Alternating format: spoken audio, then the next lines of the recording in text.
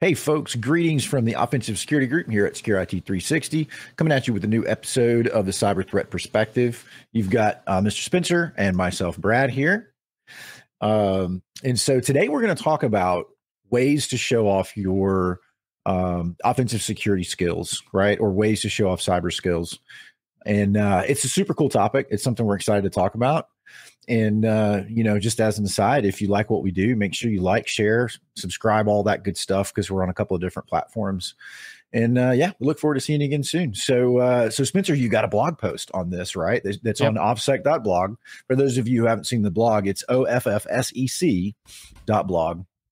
And we have a lot of really good content out there with a lot more really cool stuff to come. So I was just reading your blog post today. It looks really good, right? And this is a common topic in our group, because being in the offensive security world is I don't really know of a good way to say it other than you kind of have to create a reputation for yourself.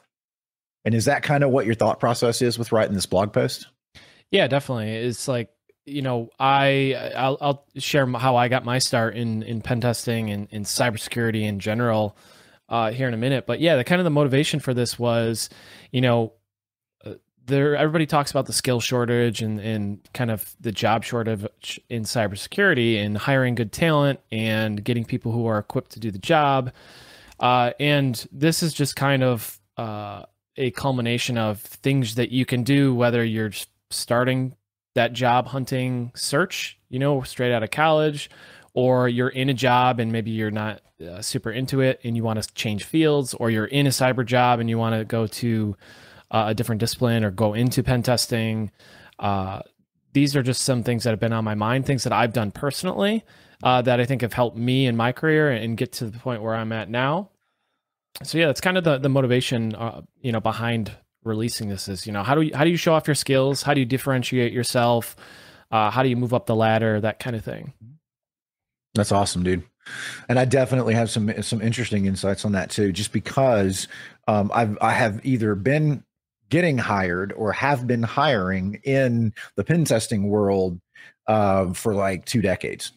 Yeah. And there are things that have not changed, by the way, with regards to, looking at people's presence and what their experience is, even new folks. So yeah. Yep. So the blog post is called 7 Awesome Ways to Show Off Your Skills as a Pen Tester. Feel free to go check it out and read it. It's a couple-minute read. There's pictures, so feel free to go check it out. It's not all words. There's a couple pictures in there. A shout out to the management teams that are watching this. Yeah. We have pictures. Yep. And cookies. Also, Nikki gave me a really awesome graphic for like the header graphic. So shout out to Nikki for that. Yeah. So the first part of this is, why? Why do we want to show off our skills, right? And I talked about the skill shortage and, not having people qualified to do, some of the more advanced work and wanting to get new people into the industry, right? In cybersecurity is a very hands-on field. It can be a very hands-on field, right? You need some hands-on experience doing certain things, and that's what people who are hiring look for. They look for, what have you done before that can help you on your job day one? And it's pretty tough, as somebody new to security to have hands-on experience doing things. It's almost like a chicken and the egg kind of game, right? Like you need a job to get the experience, but you need the experience to get a job. Yep. So why, right? Why do we want to show off our skills? Well, first of all, to get a new job or get a job as a pen tester or whatever vertical in cybersecurity, to become more valuable, right? The more you show off your skills, the more you're seen as somebody who knows what they're talking about, a thought leader, quote unquote, right? Mm-hmm. And to differentiate yourself, share your opinion, voice your thoughts on topics, and that might resonate with somebody and help you land a job or, create additional relationships that you can use later on in life just to network and all sorts of good stuff. So in that blog post, there's a couple of reasons why. But that's kind of the motivation, right? Is sure.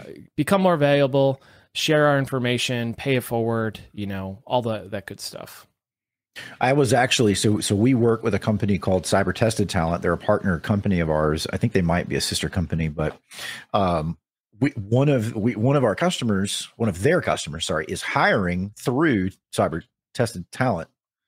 And Our tested cyber it's a talent. tongue, Sorry. it's a tongue twister. Yeah, there's no way I can say that twice fast, right? However, what I found interesting is the hiring manager was like, you must accompany your resume with your GitHub repo. And I was like, holy smokes, like that's kind of cool, right? And the implication was, if you didn't have a GitHub account with repos of code that you are sharing, then you don't even get considered. Yep. Which is an extreme example, but it makes your point. Yep, exactly. And that's something that I added to my resume when I was looking for a new job. It's very common, right, for people who are developers, coders, to link resources like that and other things. So yeah, I think it's very common, and it's becoming a de facto standard, right? It's standard practice now to show off those things and link to your GitHub and all those things. Yeah. So I wanted to share just quickly, 2 seconds, how I got my start and I think all the things that I talk about in this blog post are all things or most things that I've done, and some I reference I haven't done yet. But I started out in help desk. So I got a job right out of college in help desk, doing your very basic IT help desk stuff, fixing printers and replacing mouse balls and all that fun stuff. Flexing your age a little bit right there. Yeah. No, I'm not that old, but yeah. I am. Remember those mouse balls? You have to take them out and clean them in the alcohol swabs, man. Yeah. I remember that life. Yeah. I remember those just because my parents had them, but I'm too young. You're killing me, man. So I started in help desk, right? I started in help desk doing that. I moved my way up to systems administration and network administration. And eventually the company I was at said, hey, we need to do security. We need to do this thing. So being the ambitious young buck I was like, yeah, I'll do that. And I didn't really have any experience. So I got lucky that I had worked my way up through that company and showed off my skills, right, in other areas of IT, and showed ambition to do it. So that's one way, right? That's a potential path for people. And then I got into security, started doing that, and then eventually landed here at Security 360 on the ISO team, doing assessments and audits and GRC type work. And then Brad, you came along and was like, hey, we need pen testers. So I was like, yeah, I want to do pen testing. And kind of dove into that and kind of showed my ambition and worked hard behind the scenes to develop those skills, taking courses, certifications, reading research, looking at open source projects and all that stuff that we'll talk about. So that's kind of how I got my start and how I, kind of an introduction of how I've shown off some of my skills. And we'll talk about that more here in a minute. I think the path that you took is the ideal path. If I had to tell someone, hey, this is how, and by the way, I know you probably get this question too, but I cannot count the number of times people have said, I want to do what you do. I want to be a pen tester. I want to be a cyber expert, or whatever it is. How can I do it? And nobody ever wants to hear, go get a job at a help desk and spend 5 years struggling to learn as much as you can. Yeah. But honestly, it's the right answer. It's the correct way to do things. It is incredibly difficult to go from no IT experience to pen testing. Just ask Tyler. Yeah. Right. And some of our other juniors who have basically come from, an IT training background, but not having a lot of direct IT experience. Yep. And they go, it is tough, man, because you're having to learn that 5 years of experience that you didn't have, like, while you're doing the job. It's tough. Yep. Yeah, there's a certain amount of information you just soak up and absorb working through help desking and working on some of these IT problems and helping build networks or troubleshoot networks and building servers and deploying them, right, and hardening them. There's certain things that you learn about that you wouldn't get otherwise, that you wouldn't get in like a plus course or even a security plus course, right? So that is important. I do think on the corollary of that, there are some corollary. Yeah, there we go. There are some fields or some disciplines within cybersecurity that I do think you don't need a technical background.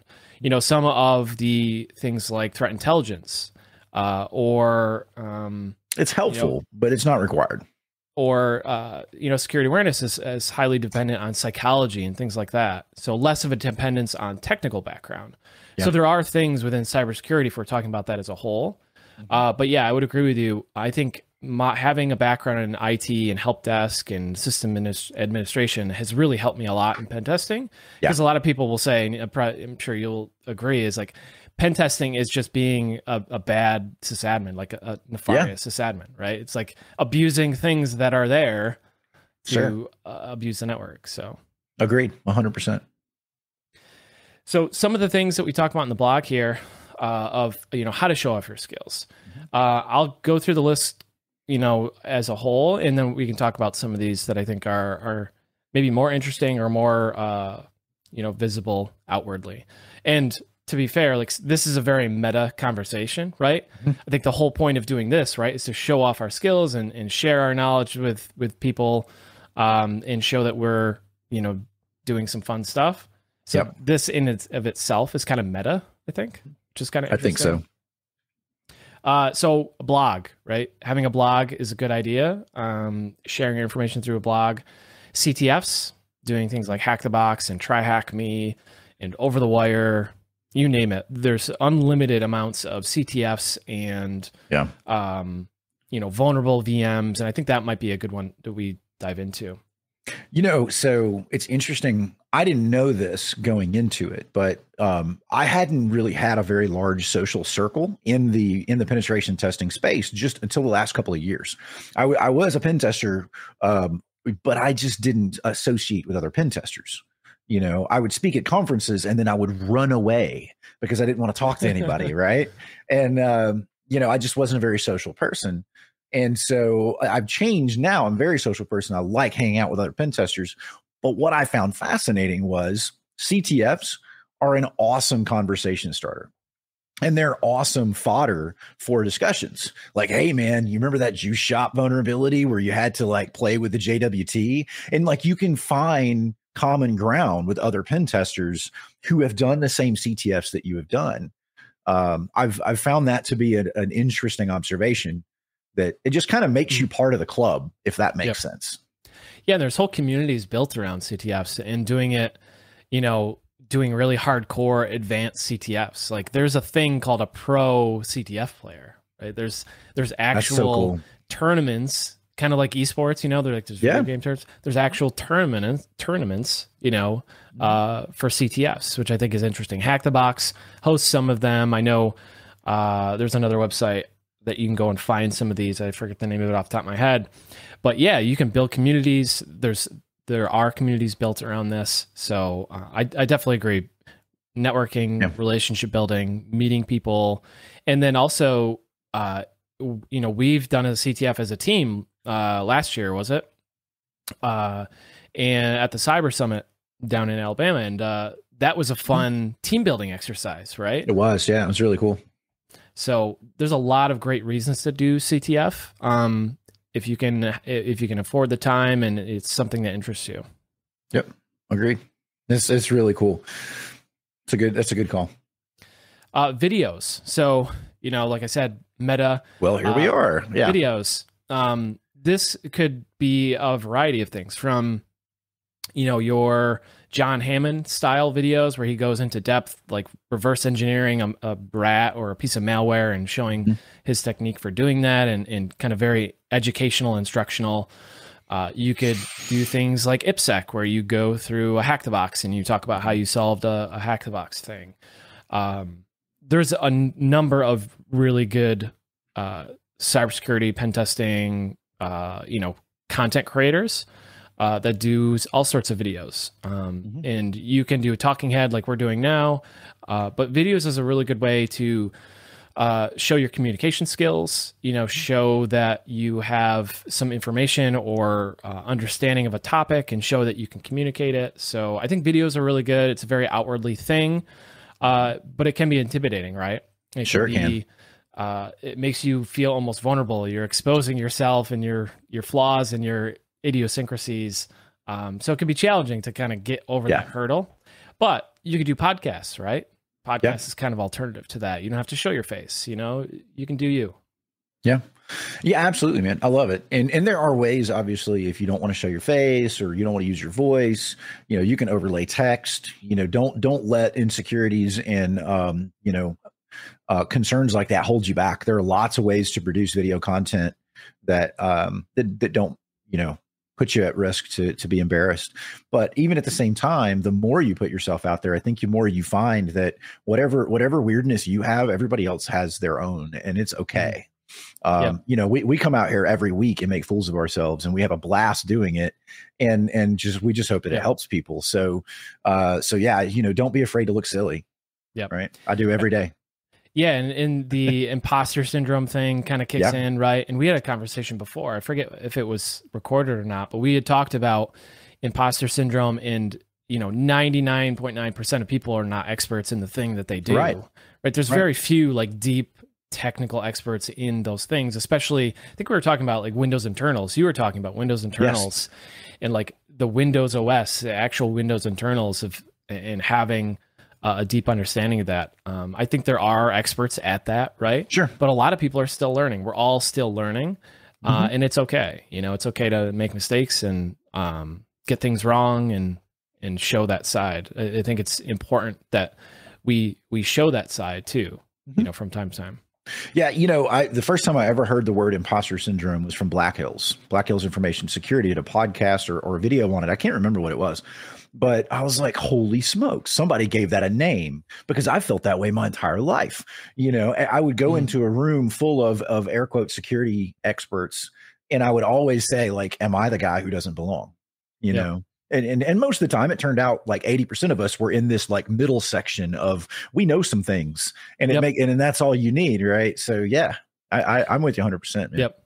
Yeah. And in doing so and talking about things and sharing the information, most of the time people are going to be very friendly and cordial with correcting those mistakes, right? And be like, oh no, it actually means this. And that's a learning opportunity. It's like, okay, now I know that is, this thing, or it's incorrect, or I know this thing is different and it works this way. So yeah, for sure. That's good stuff. And really the best thing you can do, and I like to do this, is surround myself with people who are smarter than I am, because I want to learn. And that goes like when I want to know like PowerShell stuff and like really advanced, I go to Spencer, like, dude, hey man, show me some stuff, PowerShell. And so we all, right there, we all kind of have our stuff, but everybody or every other person around us has their own level of expertise that we can draw from. And I just think it's cool. The whole ecosystem is cool. Yeah. Yeah. So another few ideas here to show off your skills are open source projects, tools. That's something like we talked about at the beginning of the episode with, linking to your GitHub on a resume, right? If you do have open source tools that you've written or projects that you've created or contributed to, that's a good way to show that you're active in the community, that you care, that you spend extra time kind of, learning, and you have ambition to do these things. Right. One tip is, if you put something on your resume, be prepared to talk about it, right? Right. It's sure that if you put something on your resume, it doesn't catch you off guard and you're like, oh shoot, that was like something I wrote like 4 years ago and I don't remember anything about it at all. Yeah. Do make sure that if you put something on your resume like that, you can speak to it. Yeah, agreed. And think about, in your day-to-day work, how many neat little scripts you write, or, when you're just gluing two tools together, right? Like we do that all the time in external pen testing, where we, parse an nmap XML file through to two other files just to kind of automate that little thing. Dude, polish that just a touch, throw it out there on GitHub, right?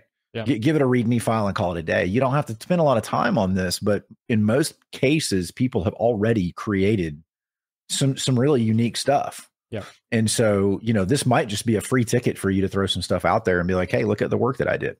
Yep. Definitely. And somebody, you might find that some person at a company that you want to work for finds it and they're like, wow, that person's really, they communicate well, they know their stuff. I'm going to reach out to them, see if they want a job. That Agreed. happens. Yeah.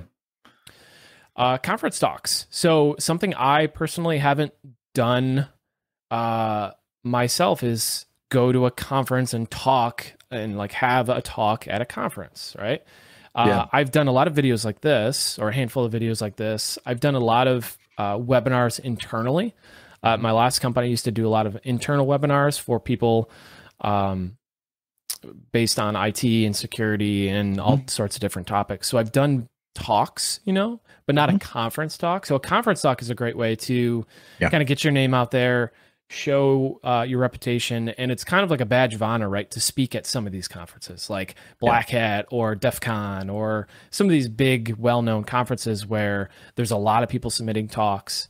You get to talk at one of those, and it is kind of like a badge of honor. It's like a certification almost of like, hey, I got this, I did this talk at this event. Yeah, a lot of those events are competitive in that they only accept so many, speakers and topics, and so some of these you really do have to put in a lot of work, right? And up front, you really have to polish your proposal. So I've been doing that kind of stuff for a long time. I think let's see, I spoke at Black Hat last year, not DEF CON.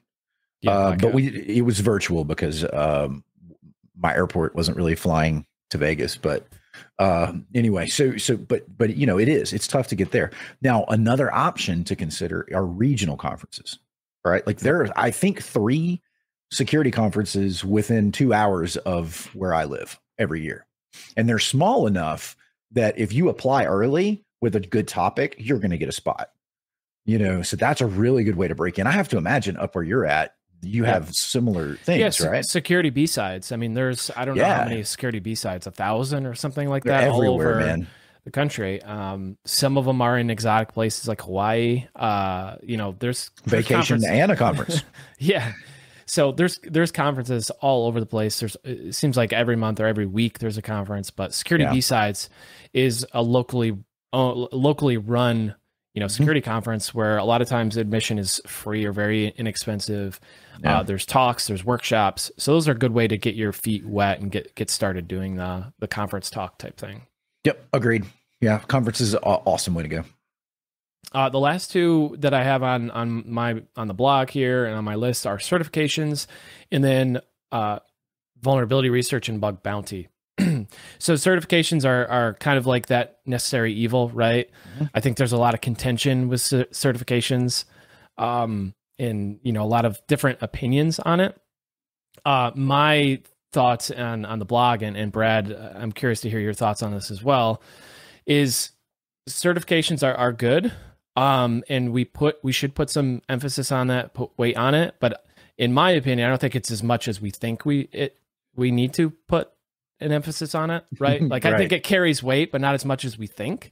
I think if you did all those other things and you didn't have any certifications, I think you're still fairly admirable as a person looking for a job. Yeah. But the certifications are a gatekeeping mechanism, right? There's certain things that hiring managers and HR and recruiters look for just to weed out candidates.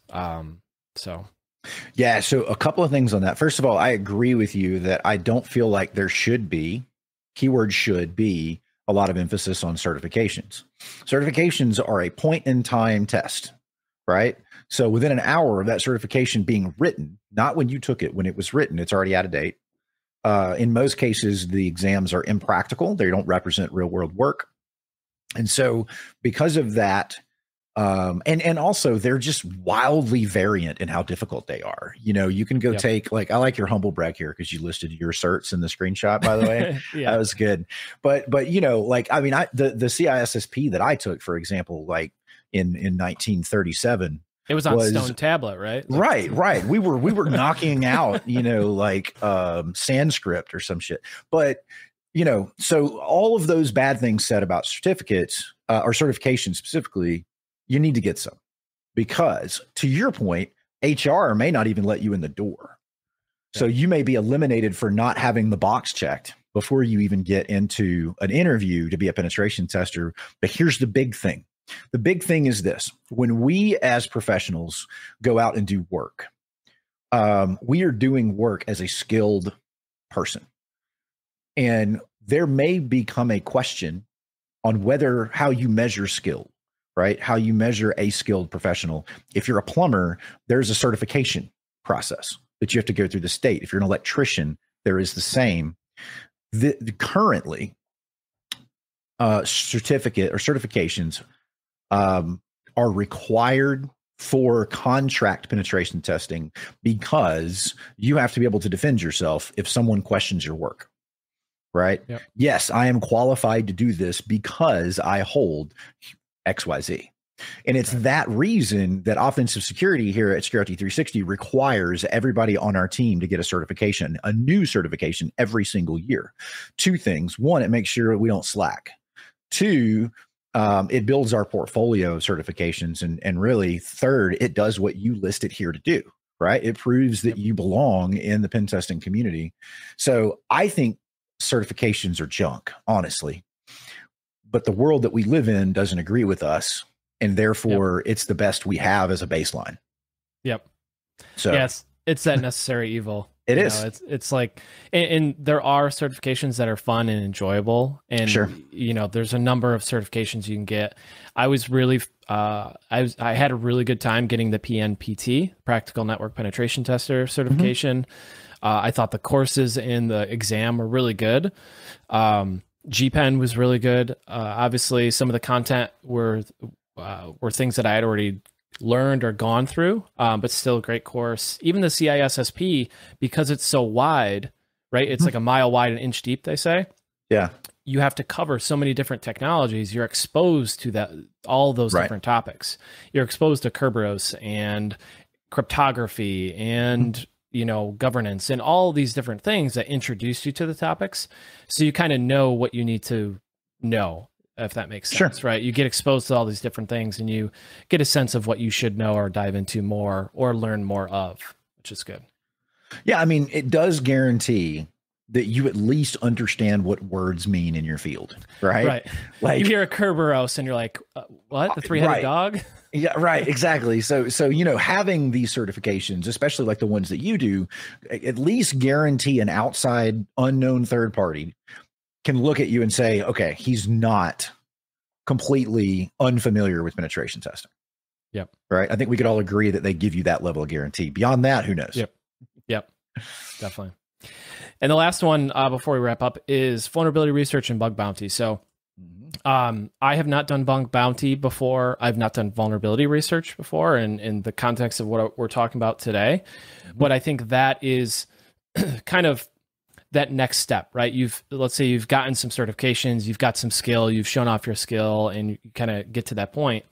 Doing research and bug bounty and things like that, I think show another level of advancement in your career, another level of understanding of topics. And like we said, most people probably not experts in any given thing. Well, this shows that you're a little bit more advanced, a little bit more in depth in your knowledge for certain topics. So that can be a great way. Like you find some critical vulnerabilities or just vulnerabilities in general in certain products, you can become known that through doing that. Likewise with bug bounty, right? So that is another good way to show off your skills. And in the case of bug bounty, maybe, be paid, a little bit on the side for those efforts. So. Yeah, this is one of the, out of all the 7 that you've listed here, you know what? I'm going to back that up for just a second. The conference talks and this one are kind of like master's level, right? So once you have created your blog and you've passed a couple of certifications and you've written some cool tools and maybe done a walkthrough, then those are the 2 things, right? You have become what I would consider to be a professional in the field without a doubt. When you have your own CVE and or you are, getting paid to find vulnerabilities. At that point, you are a pen tester, by the way. The first dollar you make providing penetration testing services, you are a professional pen tester. Doesn't mean you're qualified for the job, but you are a, air quotes, professional pen tester. But if you have a vulnerability that you found, or you have spoken at a conference on a subject, you're a subject matter. Expert's a bad word, but you're knowledgeable in that field, right? And it's impressive when I see that on a resume. Like, CVE 2021, 1787 was mine, and I'm like, dude, at least this person's doing something, right? Yep.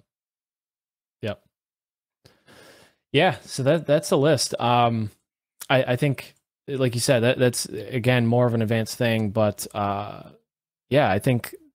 Is there anything else you would add to that list? Like what else? I was thinking of this before we came on, of like, what else can you do I know some people will share things on Twitter, right, and create Twitter threads. So that might be a good idea if you don't want to stand up a blog. Writing Twitter threads or sharing information there. I was just trying to think of additional things or things that I might have missed or not thought of. Or so this may be implied by some of the other ones that you have. But my favorite question to ask during interviewing people for a pen testing job is, tell me what your lab looks like. If a person is a penetration testing professional, they have a lab. Guarantee it, right? It might be as small as a VMware Pro instance, workstation, VMware Workstation Pro on their box or whatever. But I promise you, they have an environment in which they can test stuff. And so that is it.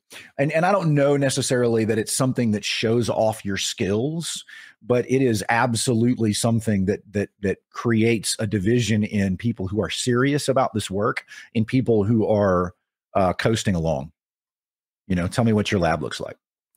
Yeah. And I think that is maybe another discussion we have is like, okay, showing off your skills is one thing. How do you hone your skills, right? How do you sharpen the sword, right? And that's what you're talking about too, is like, you can hone your sword or hone your craft, sharpen your sword rather.